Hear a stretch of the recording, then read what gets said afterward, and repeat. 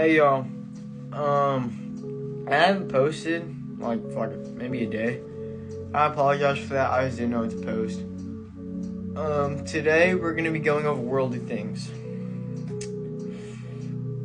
Big thing in this new generation and crap. It's always been a big thing actually. So we're gonna start off right. We're gonna start off with looks. Actually, we'll start with how people act. So people everywhere, all around the world, people act like they focus on people judging them. So they act the way that society wants them to act. But instead of thinking about what society wants, think about what God wants for you. Because He knows best. Society, whatever you do, they're going to be judgmental. No matter what. It's how the world goes. No matter what you do, even if you try to do the best things ever, society's somehow going to say, still judge you in a bad type of way. But see, when you do something that's good in the eyes of God, He's not going to judge you. He's not going to think anything else of you. He's going to be like, I am proud that I made that person. I'm proud that I made that person my image. So, from now on, instead of focusing really on what people think of you, focus on what God thinks of you. Because in the beginning of my school year, I used to try to fit in with everybody else around me. I used to try to get everybody to like me, but that's not what the point of life is. God is the only one who has the right power and the right permission to judge us. No one else has that right. Because even if someone else judges you, they have their things they have to deal with too. So even with you, before you judge someone, look at yourself. Look at how you sin. Look how you act. You might even be worse than them. And judging someone else isn't going to help you at all. But on to the next stuff. With worldly stuff, right? People now, they focus on money. They focus on girls. And then they try to compare. People will be like, oh, I have more girls than you. Oh, I have more money than you. What's that going to get you in heaven? Money and girls. What about it? Heaven, we don't need money. Nor do we need to brag about having a ton of side chicks, or some people call them their B words. Instead, let's focus on God. And let's talk about God more. Instead of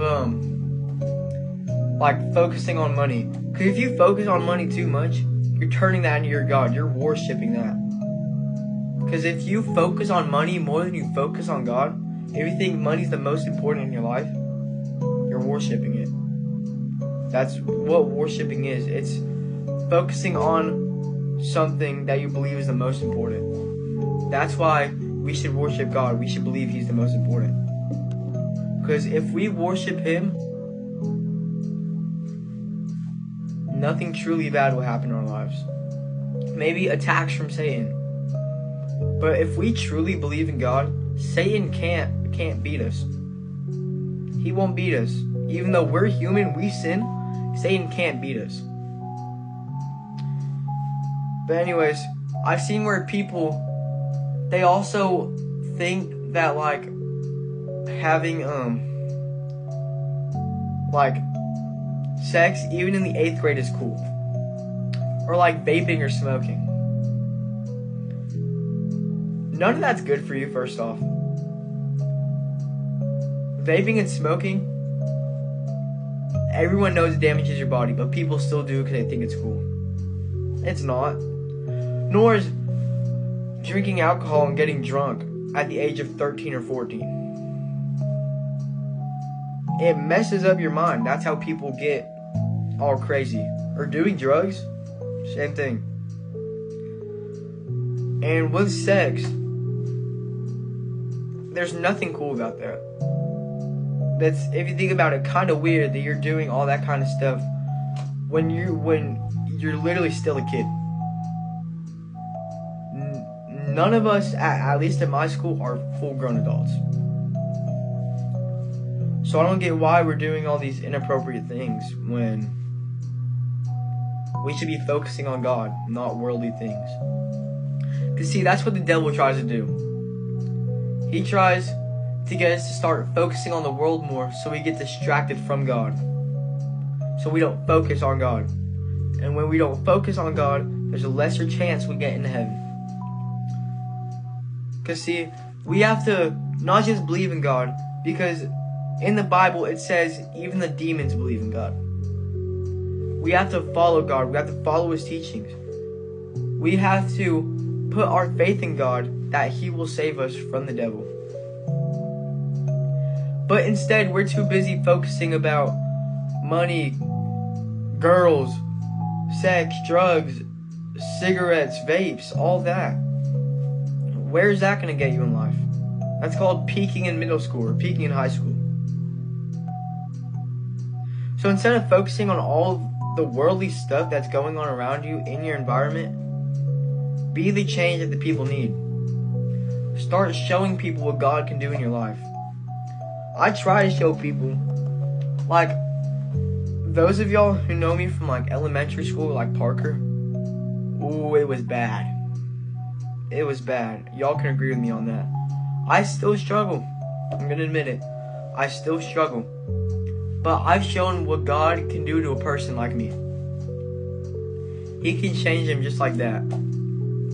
He changed me in less than a year. Less than a year. I was struggling with so much crap, and He changed me. He took away my anxiety. He took away my stress. He took away everything. I stressed about schoolwork or drama or friends. That's all gone. I still care about my friends, of course, but I don't stress. I don't freak out. And that's how God changed me. He brought hope into my life, and He brought joy. I had this kid walk up to me during athletics, and he asked me how I was so positive all the time. And I was just like, I don't know. I didn't even realize I was positive. I'm gonna be so for real with y'all. But now that I realize it, I'm kind of reflecting Jesus, because Jesus is always positive, even in horrible times. He was even positive on that cross. You know those two thieves by Him? He promised the thief, I believe, on his right, that he would get into heaven. Because see, Jesus was nailed to the cross. He had those nails like straight through his hand.